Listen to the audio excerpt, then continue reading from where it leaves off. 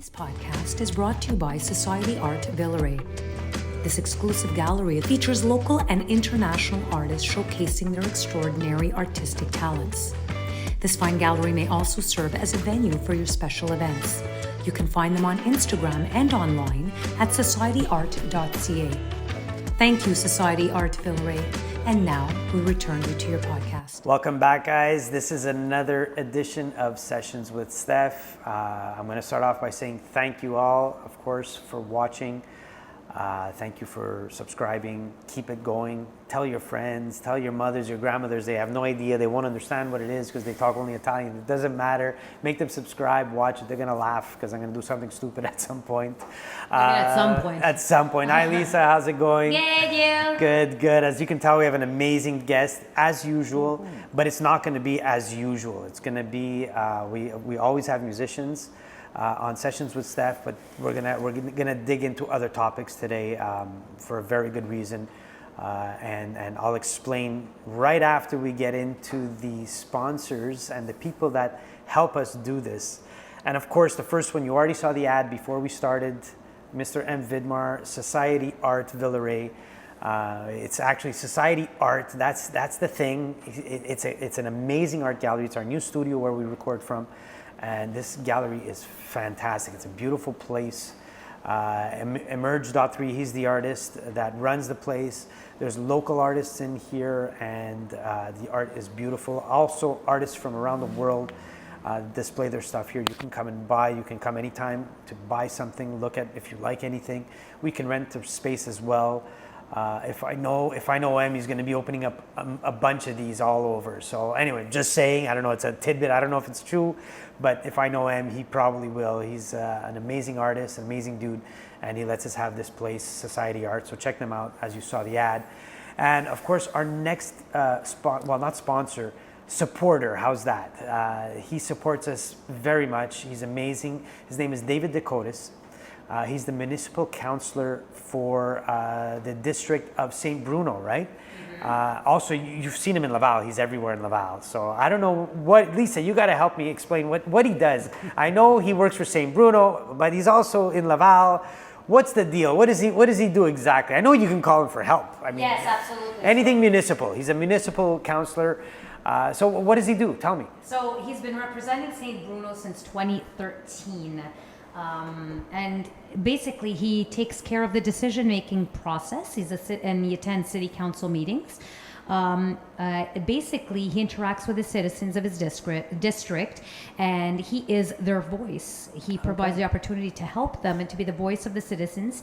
And he addresses their concerns. He finds this very rewarding in terms of what he does. Hence, he is the councillor. And he hopes that the district of St. Bruno remains a lively community. So he wants to take care of the citizens, and as well as Laval.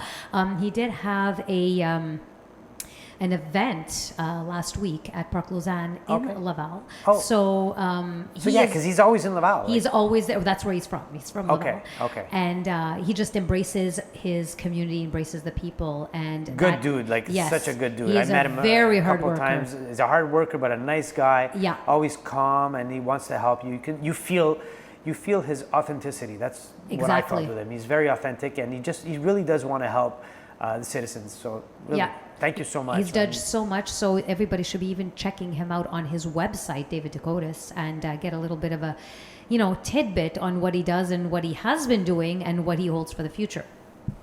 Amazing. Thank you so much. Thanks for the help there, Lisa. No problem. So now I'm going to introduce our guest, an amazing guest, and I'll explain to you why I have water here. There's a reason. It's a good reason. So I'd like to welcome Joe Marsillo. Thank you.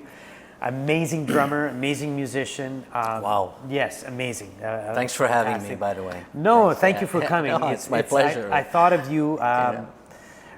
It's not in my element, but it'll be. I mean, this is great. You'll be calming down in the next couple I'm of doing minutes. it because it's you. I'm so thankful for it. It's I know we got. We got to know each other a little Yeah. more. Yeah, In the exactly. past couple of years, we did some gigs together. We've done so, we did I mean, gigs a long time ago. Yeah. I remember. And I years want to ago. say you're an amazing drummer. Oh my man. God! Stop it, Joe. No, Please, no, please. Really, No, you you are, can't. man. You got something down that not a lot of drummers have in the city, and man, I tip my hat off to you. You know, Well- you got that Latin stuff down. You're a solid drummer, but you got that Latin stuff thank you. down. It's- And for thank me, you.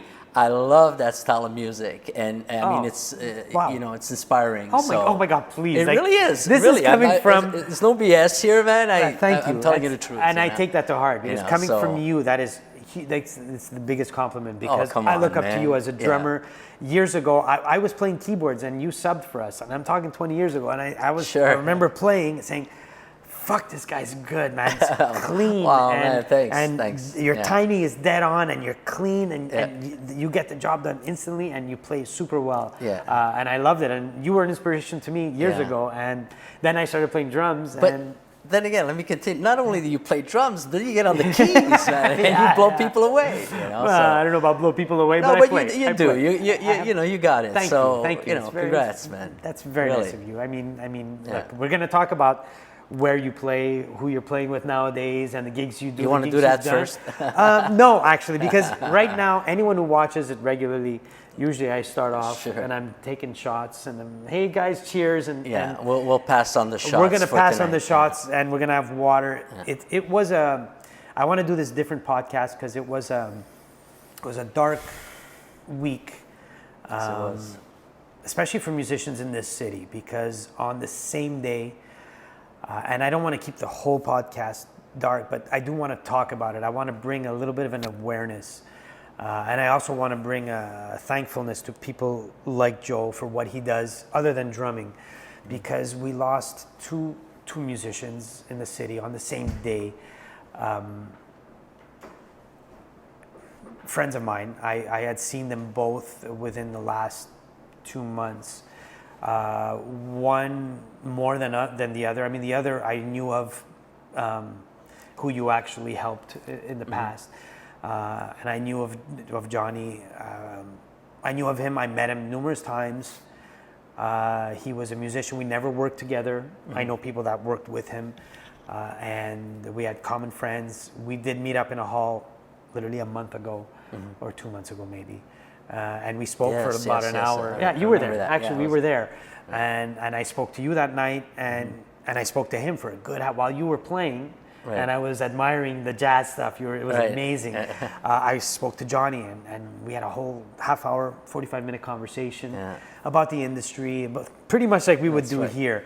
And the other guy who's a musician, and his father was a musician, his name was Ennio, and Ennio's father was a great musician, played with my dad. Ennio's father was my coach, so I played soccer with Ennio for years. Really? Yeah, for about 10 I didn't years. know Ennio. Yeah, okay. Yeah, Well, do you know his father? For sure you saw it, Franco Barbuto. Probably. You have seen him. Probably.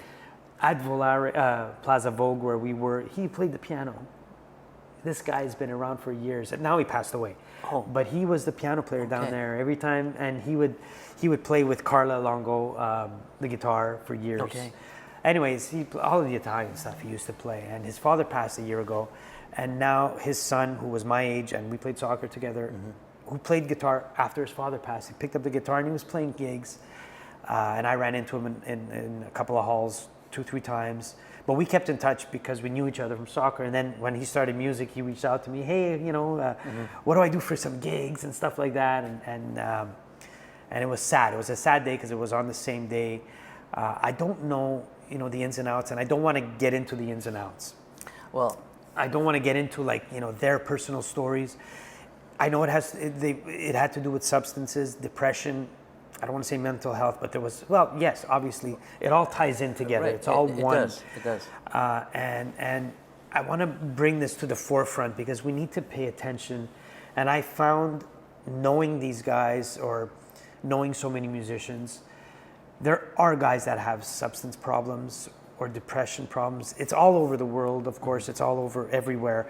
But I want to see if maybe, and we want to talk about what you do, because maybe you can give people like us tips to maybe foresee something, what we can do, how we can try to help, how we can be attentive. Is there something that we can be attentive to? So I'm going to give now Joe is the Director General of 2 homes, right? Where you help people with addiction. Yeah. So that's what I want to get into. I want to get into what you do, and I'm sure you've helped hundreds, if not thousands of people in the past. What is it, 20 years you've been doing it? Or 25. 25 years. So we're called Centre Toxico-Stop. Okay, Toxico-Stop. Toxico-Stop. Okay, does that deal with all substances? Like We deal with all substances, maybe like drugs, alcohol, medication Yeah. and whatever.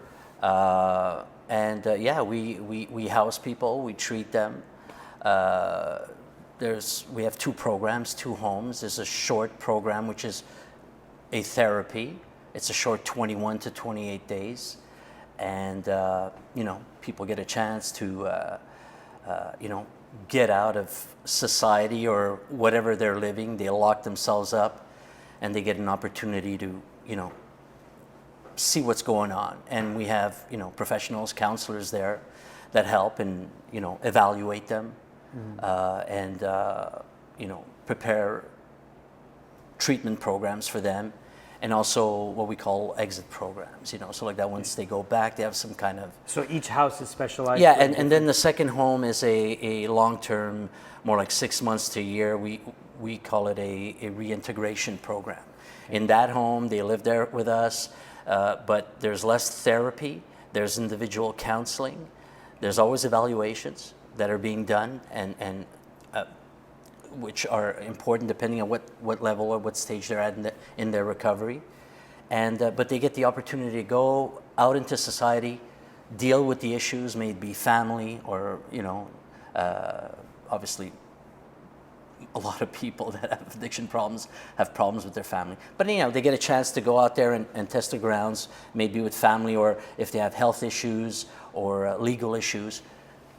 They can take care of these issues and being supported by our team, and obviously being housed and fed and so forth, So is this all funded by the government? Is that how it works? Well, just if most of the people that come through our centers are people that have more or less lost everything, so they end up being on welfare, and so the government does offer support, financial support to these individuals, and that's how we get paid. Okay, yeah, and then there's and that's one ministry. That's it, one ministry, and then we have the Ministry of Health and Social Services that also gives us a subvention, a recurring subvention. Extremely costly. It's costly. Obviously, what the government gives us is really not enough.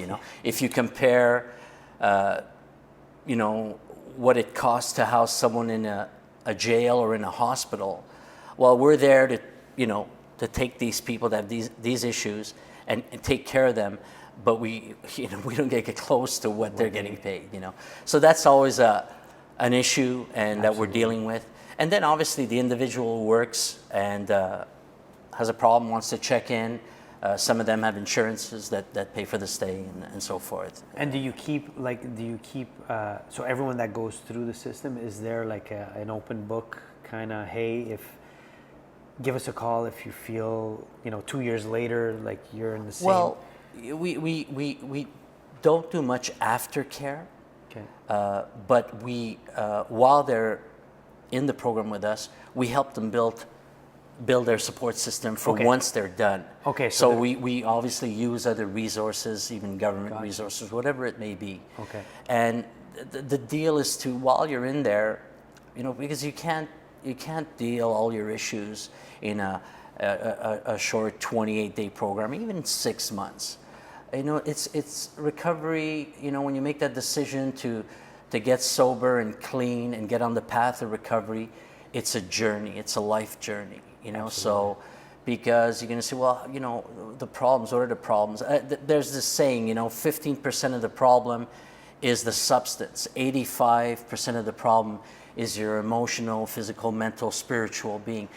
and why has this happened? Exactly. And this is my interpretation here, Well, and I'm it's not a mine as well. psychologist. No. I'm not Yeah. far from it, but it stems back to being a child, and the way things happened in your life and the way you were treated. It's about the way you felt, we call it the emotional disease, addiction, Because that's why I wanted the podcast, right? And just to finish off is, Yeah. so it's going to take time for you to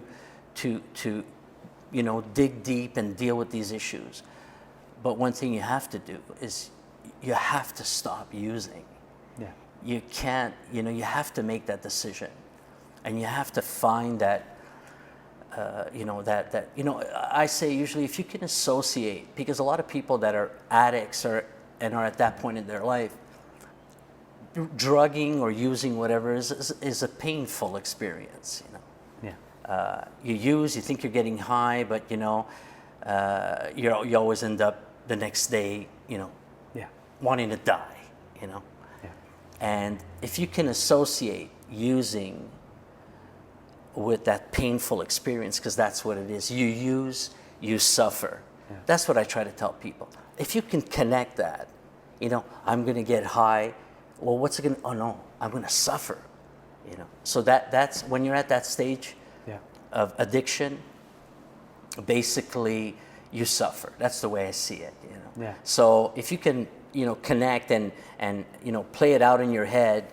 And get to the other side where you say, no way, man, I'm going to suffer here. I don't want to do that anymore. So if you can connect that, and the people that receive that, I call it the gift, Yeah. that is the greatest thing in the world, to be freed from the obsession Yeah. of using. And so... Well, that's where I see, so like, again, I'm not a psychologist at all. I'm just a musician. Neither am I. But I see it as, like what you're saying is, it's 15% of the problem. So the way I look at it is there's something that makes them go there because they, either it's depression most of the time, or it's an escape route, right? Yeah, I feel it's a circle, and sometimes if they get too heavy into it, then they get hooked on it. Yeah. So you're dealing with the hooked part, like we need to stop this because this ain't good. Right. And then the 6 months, and probably like you said, a lifetime, is because up here there's not only here, there's something that makes you feel this way. So you need to make mind over matter that it's not as bad as it is. Like there's other ways other than, because if you're depressed, clinically depressed, you're depressed, and it could be your phone shutting off for an hour that it just it spirals you. So your answer has to not be the substance. Your answer has to be, okay, how did I learn to not make this depress me? Or my mother passed away. What are steps? And that's the hard part. That's the lifelong process, because we don't know what life is going to bring us. And when it does, instead of turning to, man, if I take this, whatever, I don't even know, line, injection, whatever it is, I'm going to forget that because I hate this feeling inside. That has to be forgotten, because like you said, it's still suffering. It's just that it's the next day. You don't deal with the problem by using drugs to numb your emotions. Exactly. You got to stop, and you got to deal with your emotions, and you need help. You need support. And alcohol, drugs, I mean, it also depends the type of person you are. I enjoy having a drink. Everybody knows I can't, even if I wanted to lie now and say, no, I don't, I enjoy it. Nothing wrong with that. But I know, like, I don't get up needing it. It's like, if I'm with some buddies and we're gonna have a scotch, and if I'm gonna have 2 or 3, and then I'm not gonna drive. And, but an alcoholic or an addict is life is centered around getting and using. Exactly. That's what his life is about. I grew up I saw people in my family that were literally alcoholics. Right. It's like, I gotta step outside and they fill up this glass and they're slurring their words after half an hour. That's right. And I guess drugs is like it's a step on top, and it's half 6 of one, half a dozen of one. It's all the same for me. Whatever substance is is the substance. Does the mental health aspect come into play at the house? Is it like, Well, yeah, for sure. You know, the people that come through our doors and that are at that stage in their life, it's, you know, addiction. There's the mental health. You know, everybody's different too. And something we don't talk about is homelessness too. You know, because it is part of what we do. A lot of the people that come through our doors are out on the street. If they're not with us, they're maybe in a shelter. So. But yeah, they're all related issues, you know. But everyone's different. yeah, of course. And you know, they're assessed and they're evaluated. And when we do touch on issues of more mental health issues, well, then we you know, after evaluation, we need to refer these people, you know, to may it be whatever psychiatrist, psychologist, whatever help there is, because obviously our mandate is to treat them for addiction, and it's specific what we do, you know, and we don't certainly don't you know, venture out into diagnosing someone with a mental health issue. There's professionals that do that. Of course. You know, so. Are there any tips you can tell us in the sense, because you've seen it, so you might not be a doctor or whatever in this, but this is what you deal with. So how do you tell the difference between that guy? You know, I know a bunch of musicians that, you know, will go in the back and smoke a joint and play a gig, and or they'll, you know, they're having, it's party night, so they have 2-3 drinks and they do something, and then they'll forget about it, and you'll see it that once, and then you'll say, like, I've played with a guy who was completely stoned one night, like stoned high. I don't know what he did, but it wasn't him. Like I was like, whoa, what the hell? But I played with this guy numerous times, and it was that one night. So how do you tell, can you tell the difference between a guy who just does it to party that one night, or just had an off night and whatever, well, I think, or the guy who, like, there's more to it and needs help because he's close to this, or it's a path of, if you don't fix this, nip it in the bud, it could lead to you not wanting to be alive anymore, or whatever. Obviously, it's not easy to, you know, you're on a gig and the guy's high and he's drinking too much. It happens to everybody. I mean, you'd have to be around that individual a little more to see his behavior. You know, how much is he drinking? Is he drinking every day? What's he doing with his life? I mean, there's signs, but you need to be there, and usually. You know, these questions can be answered by family members or spouses or even whatever. At family members, how can, like, is there how can you, what do you do? Like, is there ways to deal with these people that you say? Well, yeah, sure. I do get a lot of calls from family members, because in my centers, I don't do any clinical work or whatever. I'm more administration. I make sure we can keep our doors open and look after all the regulations we need to respect, and make sure the facilities are up to code and so forth. But I do, actually, when I started this, I was helping people, you know. Okay. I even had a job as a counselor and for a center back then, and I enjoyed that very much. But when I took on the responsibility of running these homes, then it becomes a business, you know. So unfortunately, it took me away from you know, being hands-on with the people. But I do give my number out to friends who have family members or cousins or whatever, or acquaintances that, you know, are having a family member struggling with addiction, you know. So I get the call, and, you know, we chat, and I ask the same questions, you know, and you know, a lot of the, you know, okay, who's got the problem? Your son's got the problem. What does he do? Does he work? You know, and many times it's always the same, especially in the Italian community, because I did at a certain point focus in the Italian community, and I tried to help families, and it was always the same questions I would ask, and I pretty much get the same answer. Was, you know, so, okay, your son, and I'd ask, okay, how old is your son? Well, he's in his 30s. I go, okay, he's in his 30s, he's living at home, okay. Does he work? No, he doesn't work. Does he have any responsibilities at home? And it's no. So then you go, okay, we're gonna put your son, you know, on the side for now. We're gonna talk about you. Yeah. Now, your son's in your home, you're accepting this behavior. So we need to make changes. And at that point, I would work with the family to make a plan. Because enabling doesn't help either. That's right. That's a big problem. That's a big problem. And we need to make a plan and, bring the plan to the individual and say, from now on, if you're to stay in this house, these are the conditions. Yeah. And you set the rules. Yeah. And usually somebody who's addicted and has problems won't be able to meet those demands. And at that point, you need to follow through. Yeah. So if you don't do this, these are the consequences.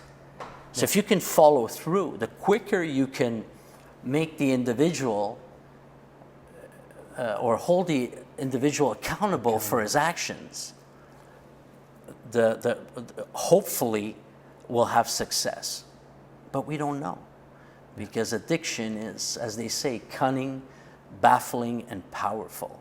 I mean, people lose everything and everyone in their lives, and they're still using. So, because they feel at that point. I'm gonna, I don't want to take the chance. Maybe I have to, maybe my son or my husband, I gotta throw him out of the house. Well, and what's gonna happen? Well, you're keeping him at home. You're paying the bills. It's like, sorry to say, just get the drugs, bring him home. I mean, you have to make a decision.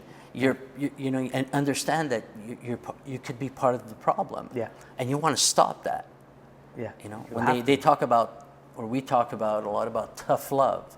Oh, that's what I love you, but I'm not going to tolerate this anymore. I can't be part of this. I don't want to be part. I don't want to do this anymore. I'm done. And it also brings down not only you, it brings down your family. Well, sure. It brings down everybody. It drags everybody down. Everybody, and they're all focused on that one individual, but then there's the rest of the family, the other kids, and everything's about him. So it's not easy, but there's help. Yeah. There's lots of help. Lots of information, and if you become willing, it's like an Al-Anon thing as well. That's great for any family member or friend of someone who has an addiction problem. I recommend that you get help. Go to these groups and see how the other people have. Because what happens is they're obviously they're not thinking straight, because they know deep down they felt the effects of the drugs already. They felt the effects of the substance. They know it's not the best, but they're so messed up that they still go to it. Mm-hmm. And their goal is just to get it, right? Mm-hmm. So they're going to go to the enabler. Like, sure.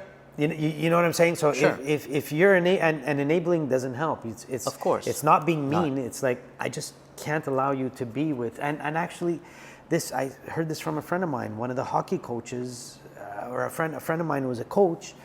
One of the assistants was using, and he saw a weird sign of it, and said, "I'm sorry, I can't have you as a coach. I can't have what happened." The guy was in front of all the kids. Right. He went off, and he was on something, and you can't enable it. And if you enable it at home, it's the easiest form. That's right. It's like, okay, I just have to go home, and I'm good to do.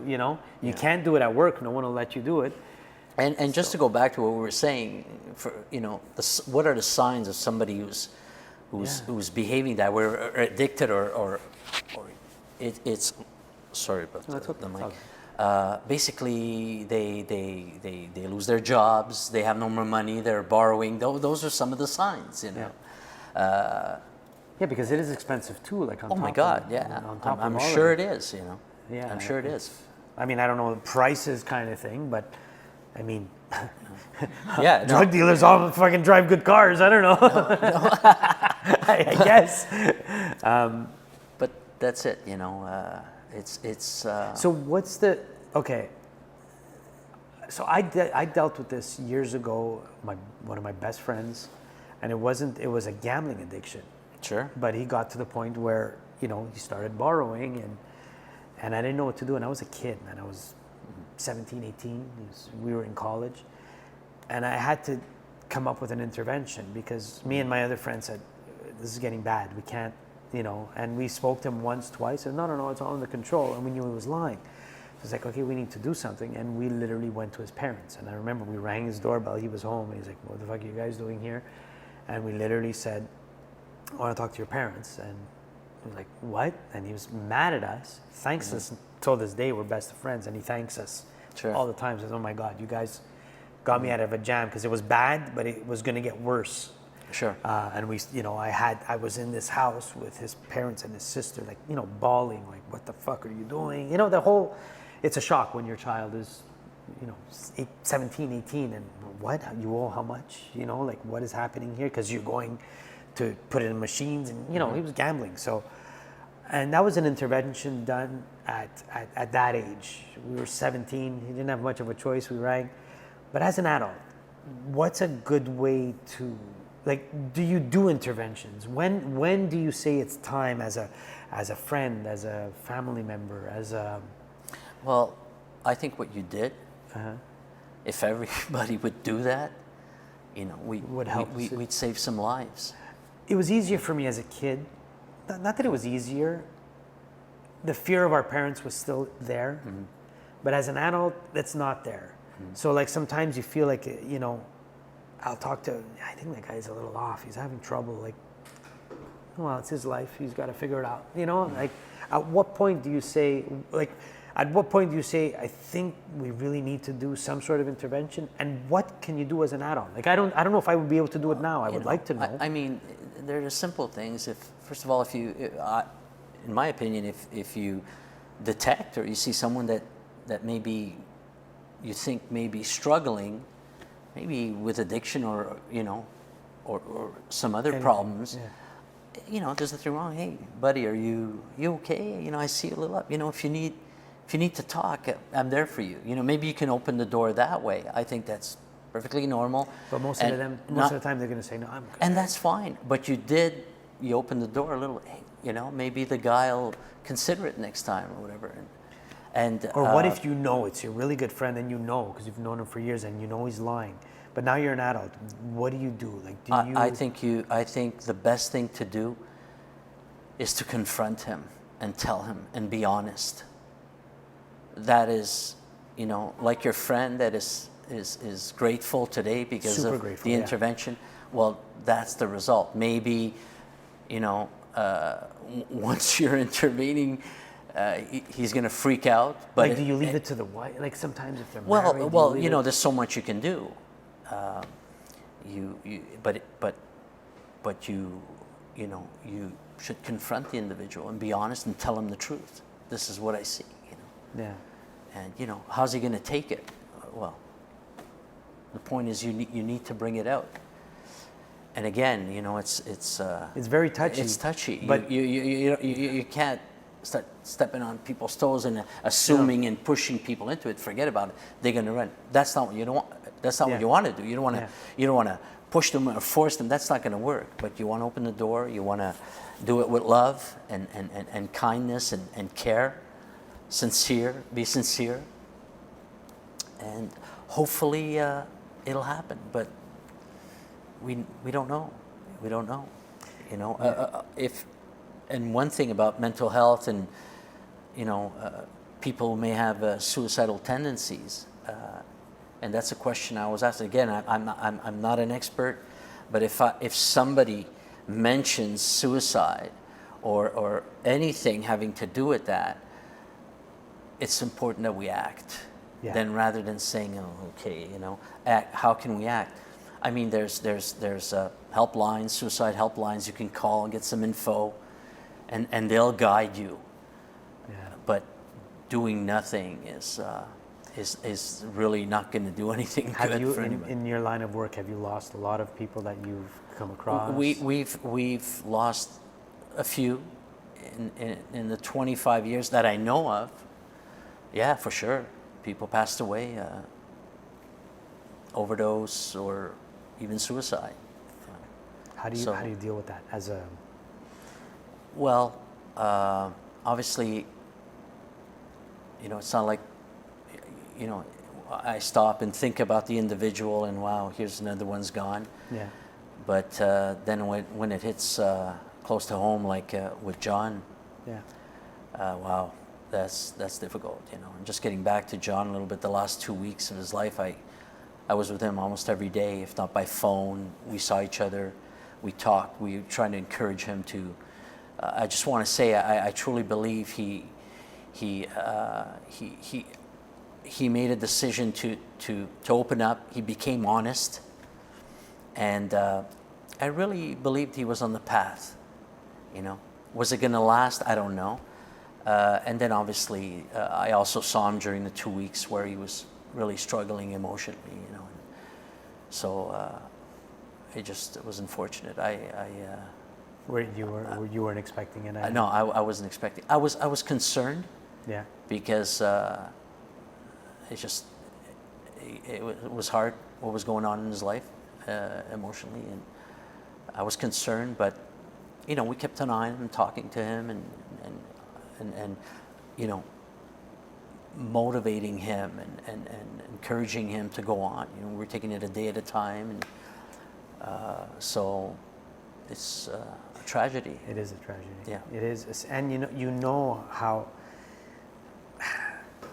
For me as a musician, you know, if I'm not in a good mood, I'll put an album on, and not that I'll forget my mood, but we have music. It's a passion that. Sure. And he had that passion. He loved. He music. He did. He was playing, and he loved playing.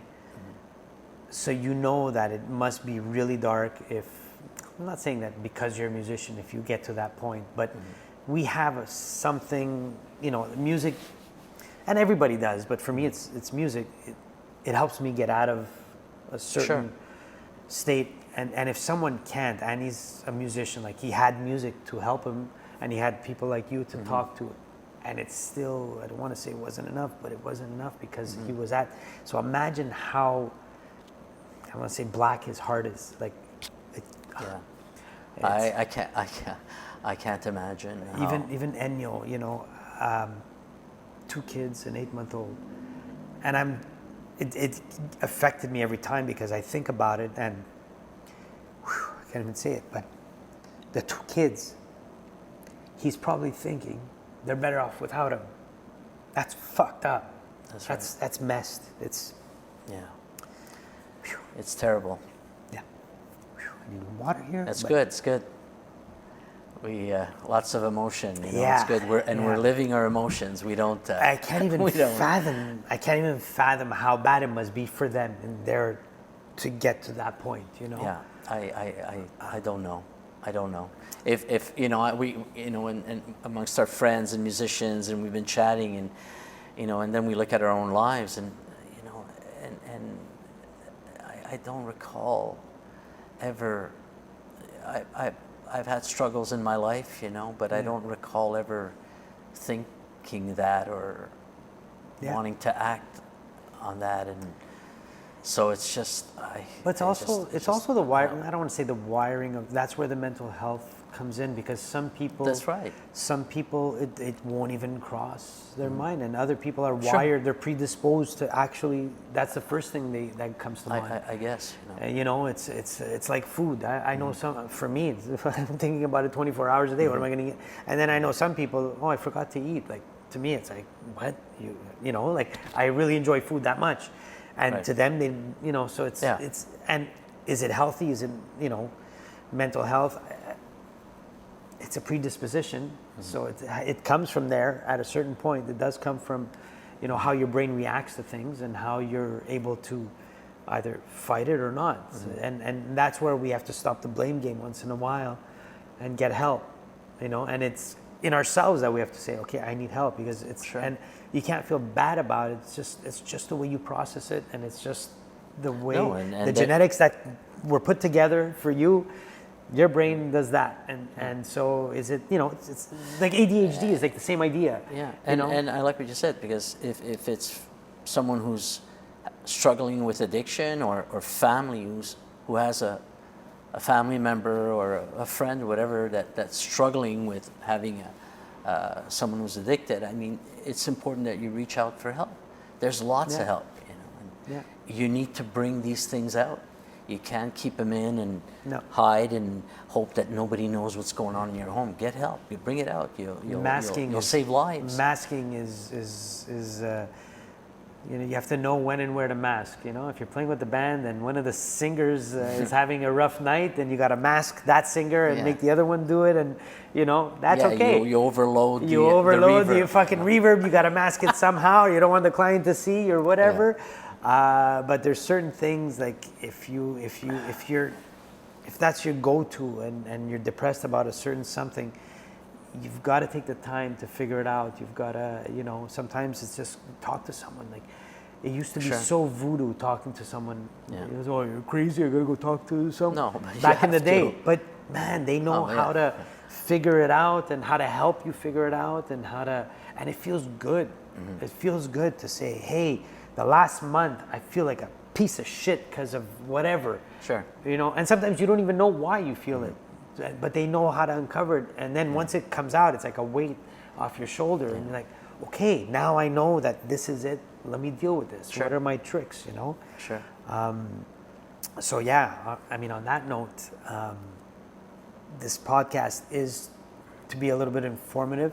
It is to thank people like Joe because the work you do with the homes, and it mustn't be easy to see everything that you see, to keep the doors open because there's not enough money put into stuff like this. No, there isn't. There's There not. isn't. It's you know, Bell, let's talk about this and government. So on that note, I mentioned to you that we're having a fundraising event, right? Okay, great. So yes, let's talk about the fundraising event. This is going to be our first event. Okay. Ever fundraising event. We've had some little ones, but this is a major event for us. And there's a fundraising committee that's been put together and is organizing all this. It's on November 1st. It's a poker tournament. Oh, sweet. Right. Perfect. So no booze though. Well, it's a cash bar. Okay, gotcha. So perfect. I mean, gotta make money people, somehow. I mean, people want to have a drink. They can have a drink. You know? absolutely. So okay, where's it being held? It's at what is it now? The new name, Place Le Riz on Le Riz. On Jarry? Le Riz on Plaza- Jarry. Plaza Le Riz, yeah, Plaza Plaza Le Riz, Riz. something like that, yeah. Nice, beautiful place. Great food. Like I said, it's going to be our first event. Yeah, we're So looking is it buy-in or is it just? Well, is it per ticket kind of thing? Yeah. Okay. You buy the tickets, and also there's sponsorships. You know. Amazing. How much are the tickets? The tickets are $150. Okay. And meal and everything? sponsorship is $500. And does that include the playing of the poker? The 150 includes the playing. There's chips at the beginning. The whole deal. Okay. I'm not accustomed to doing these events. Yeah. Somebody else is really taking care of Gotcha. it, and I appreciate him and them for helping us. I guess it's a typical poker tournament. Poker tournament, yeah. And, so there's a big purse at know, the end, and that's right. like a half kind of thing. You know? There's tickets that are going to be sold for half, and then there's prize money for the last 3 players, and some prizes for I believe the last table. Okay, cool. So, and that's November 1st. Amazing. At Plaza Riz. Where would people get tickets? Well, it's going to be, obviously, if they could contact me, I'm going to put it on my Facebook page, and it's going to be around. If we can, even, I don't mind sharing my number. Not just for that, but, and I wanted to put that out. If there are people who are struggling with addiction or anything related, I'm ready.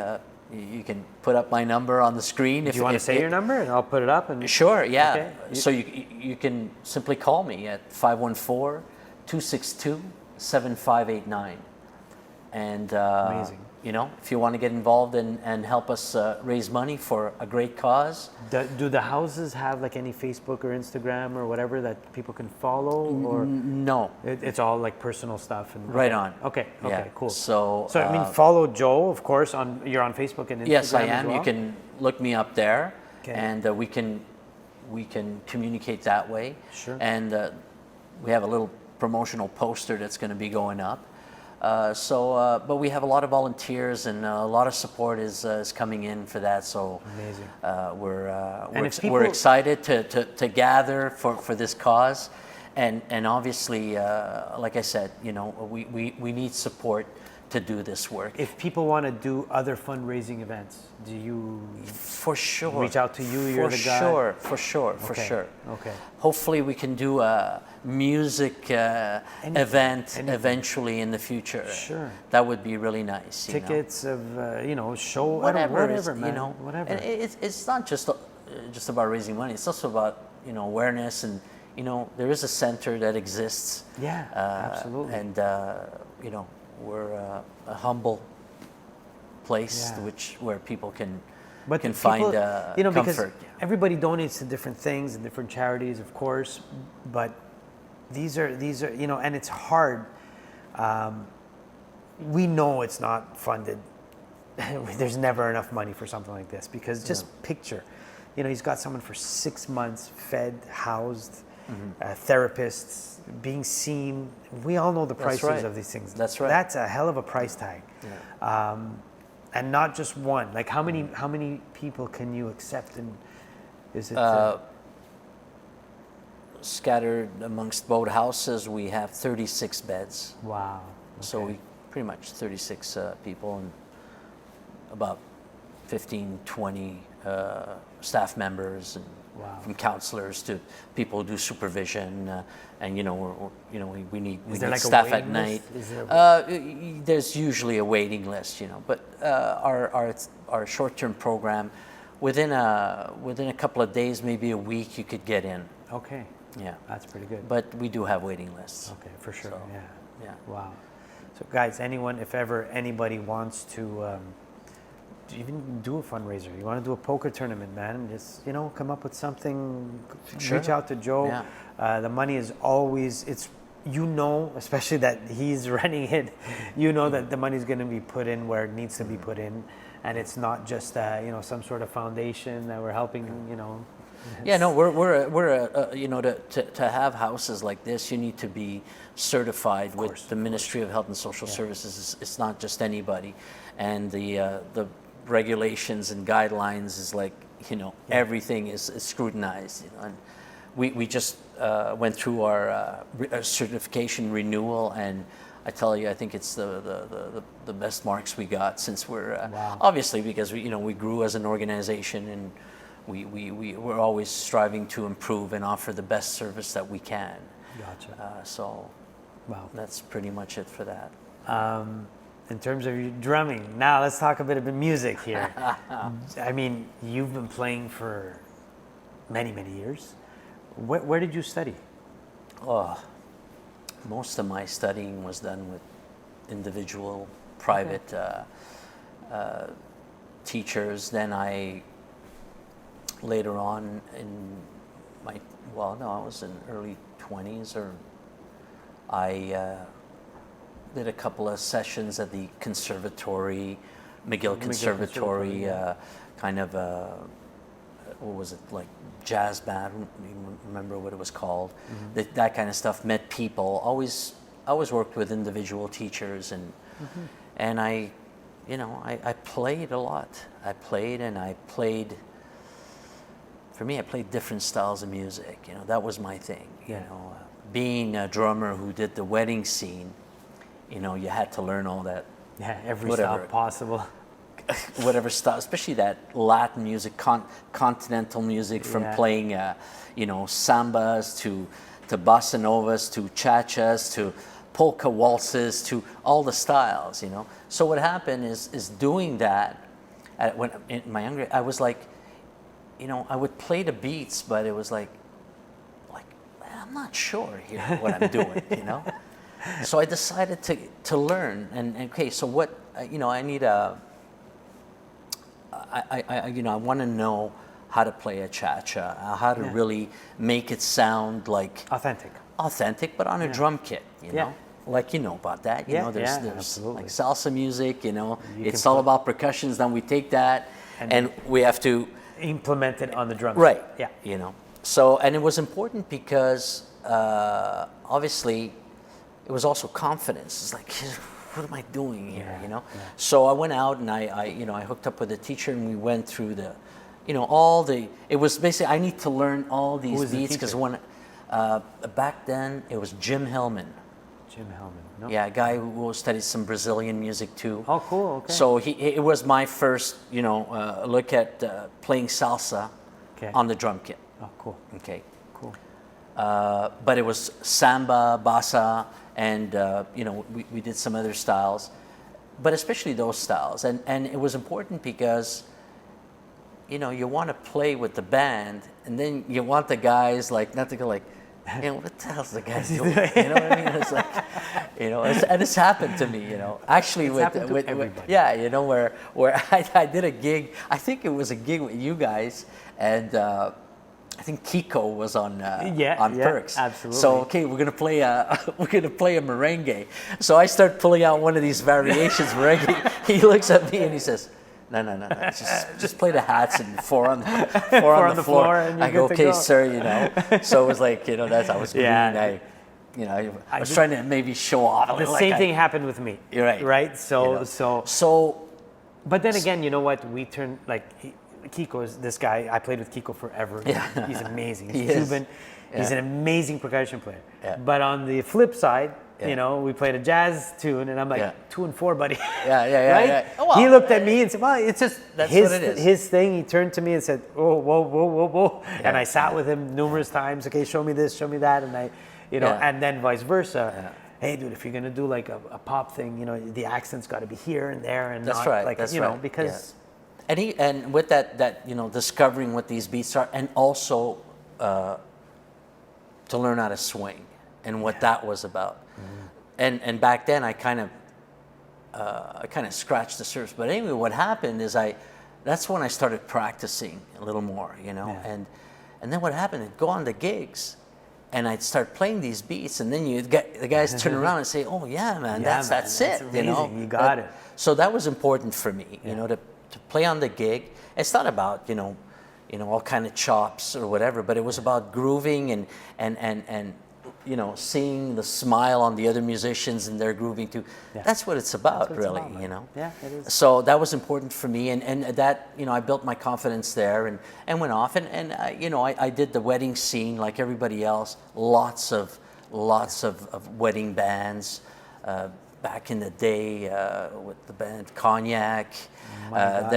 From Cognac, that ended. Then it was the Director Show Band, and then there were subbing gigs in between there. There were also shows that I did for upcoming artists or people that just as promotional. Yeah, you did our show. You did the December Rose show. December Rose. That was amazing. That's a fun By the thing. way, man, she's the music, the songwriting is exceptional. Yeah, I have there. to say her songwriting is fantastic. Everything was. I was really, when you came up to me and you says, "Hey, December Rose, and would you like to sub?" Okay, who's December Rose? I listened to her. I couldn't believe it. Yeah, you're like, I says, "It's so good. Yeah. It's so good. The songwriting is amazing. She's fantastic. Yeah, she's really got a niche. She's got her niche, and I wish her the best, and we had fun. yeah, and, that was a lot of fun. Yeah. So Joe is now also playing. I mean, I called. I needed a drummer that day, and hey Joe, she wanted me to. I play keyboards in that band, Sure. and I said, Joe, and fantastic job. But we had we rehearsed One rehearsal. One rehearsal. Did the show. Amazing job. It's all about the pre-production, That's the way I see it. Get ready. Do your homework. I did those back in the day when I was with. Back when I was a teenager with the band Eyes on You. I don't know if that tells you something with Joe Segretti. Oh my God. Remember we practiced like 5 days a week, and they set the drum kit like right next to the furnace in the basement. It was like, I lost quite a few pounds then. But so anyway, we get ready now, and we that's what it's about. That's what it's about. We don't rehearsals are important, but going to the rehearsal to learn the song at the rehearsal is a waste of time, So it's all, for me, it's all about, getting ready and showing up and let's do it. And you know. So Joe is also playing with my brother now, so that's fun. really cool. With He's the Cosma show band. Yeah, that's my brother. That was, I mean, I played. That was, Yeah. I did that gig for years. I mean, it stemmed from me and my brother having the band. That's and then right. I got kind of, Yeah. well, I was But like, you're too busy now, so they needed to get. I just, Yeah. you know what, it's because I like change. Sure. So it's, and it's not because I would still play. It's just I play in 4 or 5 different projects, and That's right. I like it. Same here. I enjoy it because it's not always the same. You know.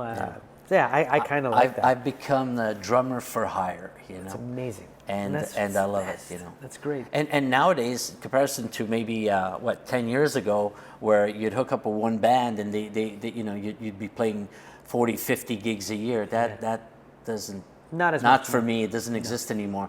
So the opportunity is now that I could, you know, go around and there's it's great because you're going around meeting different musicians, playing and always evolving and new gigs come up. So I really like it. But I love to play with your brother and Costanza. She's a beast. Yeah, and the rest of the team. I think it's Simon on guitar, he's new, and Susie D. Susie, is sings also with that band,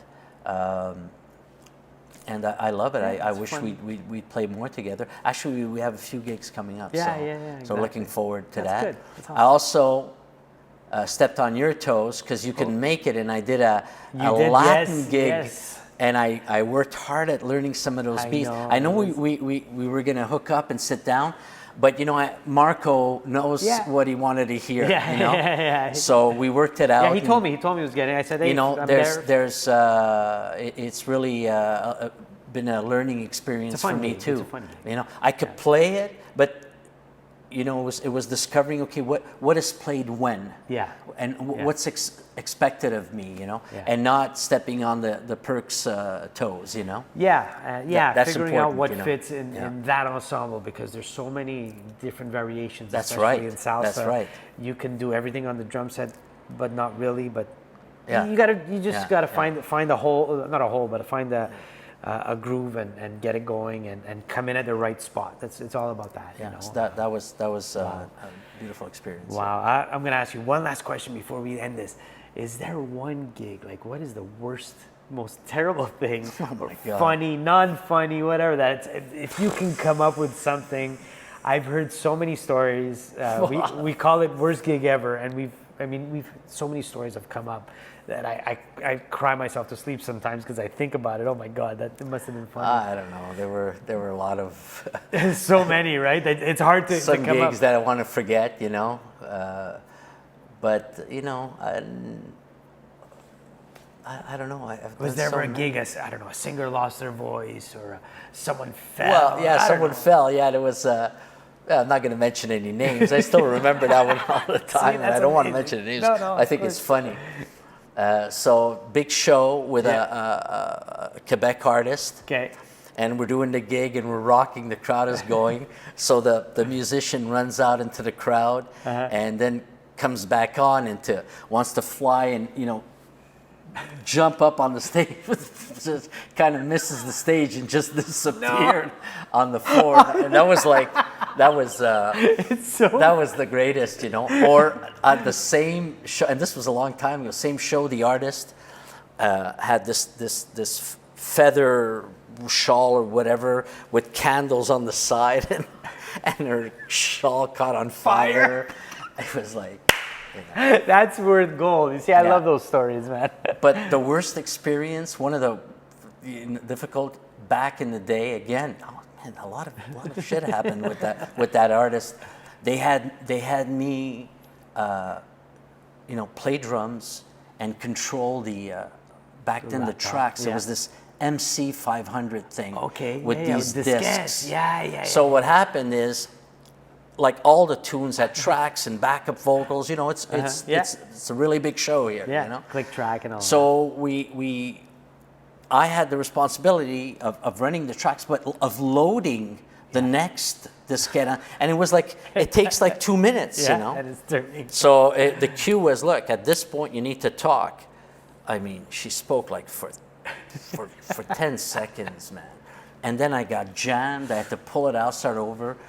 It was a disaster. And the manager flew in to watch the show. Yeah. Just the stress level. So that for me was like, 1 minute feels like an hour of time is passing because the stress level of when that is. I know what you're saying, man. We've had a bunch of those, but a lot of good gigs too. Of course. A lot of fun. It's just fun to hear these stories because sometimes just the things that you don't think of. I remember once we had a big show. There was 1,000 people at the Madison. It was a big fund. It was Frank Cavallaro's fundraiser. I'll never forget. It was his fundraiser, and we used to do a little dance show. So the 3 singers would do a little dance and sing, and we had salsa dancers come. So at one point, we did the first show, and then the second singer was supposed to come and do her part with the salsa. So we're supposed to play salsa, and then dancers are supposed to join her and do this whole routine. Anyway, she's about to go on. The other one comes off. This is all live, and fucking wardrobe malfunction. Her thing is fucking broke or something. So we're like, oh shit, So we tell the guy. He goes, okay, I'll kill time. Start a little salsa beat, and I'll just do like some ad-libbing, some freestyle dance, and then when she's ready, she'll come and we'll do it. Well, it took like fucking 5 minutes to fix this thing. And so there's like 1,000 people. We're doing like a pattern. We're not even playing a song. We're just doing ta-ta-ta-ta-ta-ta. We're playing. Yeah. And this guy's doing like fucking pirouettes and he's swanning, flipping. After a minute or two, it's like getting long. He's looking and, are you guys fucking ready? Anyway, it went on for like 5 minutes. He was sweating. The look kept getting worse and worse. Fuck! Are you done? And the girls were frantic. Was your brother on that gig? Oh yes, my God. No. Tell him about Roberto Arenas. And actually, it's funny. I saw the guy at the casino this weekend. Okay. Roberto Arenas had to go on and kill time dancing, and he was fucking his pirouettes and woo! He would look a little turn, and people are like, "What is this guy doing?" And it was 5 minutes. It felt like an hour. Anyway, funny story. But Joe, I want to thank you so much for coming on. Again, anyone. He's here. You heard his story. You heard what he can do. And he's the nicest guy. If ever you want to reach out, if you want to do a fundraiser, please. He's awesome. Great musician, great guy, and great heart. The most important is great heart, always willing to listen. So guys, thank you. I want to thank you for doing this. Well, thank you for having me. It was a pleasure, and I hope the best for you and in your show and thank you. And also your career. Thank you. You know what? I enjoy this, so I keep doing it. I enjoy music and I keep playing, and that's what it is. I can talk about music all day long. Wonderful. And this gives me a platform to do it. Whether anyone watches or not, whatever, I can still do it. It's and great. I enjoy it. It's great. Thanks. But I thought we needed a little bit of awareness because, like I said, we lost 2 brothers, and we want to try and avoid it as much as possible. And people like Joe help us to avoid stuff like that because it's not cool, it's not fun. So yeah, guys, keep watching, subscribe. Lisa, thank you very much. I didn't do anything, but I just listened intently. Behind the scenes and changed I changed the little tones. Yeah, it's all good. But I listened intently because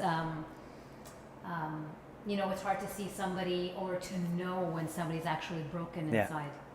And unless you really know the person and you know their triggers, they feel suffocated and you'll never know. So they'll put on that facade, no defense mechanism. And yes, you have to reach out. I totally agree. But sometimes reaching out is also difficult because it hits emotionally. Because sometimes you as a person who's a listener is afraid to hear what will come out. And how do I deal with this? Am I going to be able to give the support to the person when they're really down, right? So it touches you personally as well to hear these stories, and it could put you in that mindset. So you have to be a strong character and somebody who's really empathetic to people who are suffering like that, which I know many people are. I will say a good portion of people are, especially when they see friends suffer the way they do. You just want to reach out and do the best you can, but at a certain point, it's beyond even us as friends, and sort of say, you know what, I think we should bring awareness and escalate it a little bit, just in case. We never know, we could be wrong, we're not professionals, well, I'm not anyway, but seeing somebody suffer can create a dent within the person Yeah. as well. Oh, and that's the thing. As musicians, now there's a number we can call. There's someone that gets it because I mean, let's face it. There's a lot of drugs in music, so Sure. there's a lot. So if you Music see, is power, and music is That's beautiful. right. That's right. And there's So- all kinds of music. So whether it's your instrumental, your rock, your Latin, it's inspirational, and sometimes that's a good anchor, yeah, I guess, for Yeah. somebody to sort Yes, of it lean is. on. It is. Sure. Sure. Reading music, I think music speaks. Music says what words can't, like a painting. That's yeah. There you go. Deep metaphoric, metaphor. symbolic. Guys, thank you so much. Again, shout out to Society Art and to David Dakotas. Thanks a lot for encouraging us. Yeah, and Joe, once again, thank Yeah. you so much. All right. We'll, Thank you. We'll be seeing you Yes. very shortly. Yeah, yeah. Guys, thank you so much. Keep subscribing. Sessions with Stef is now done.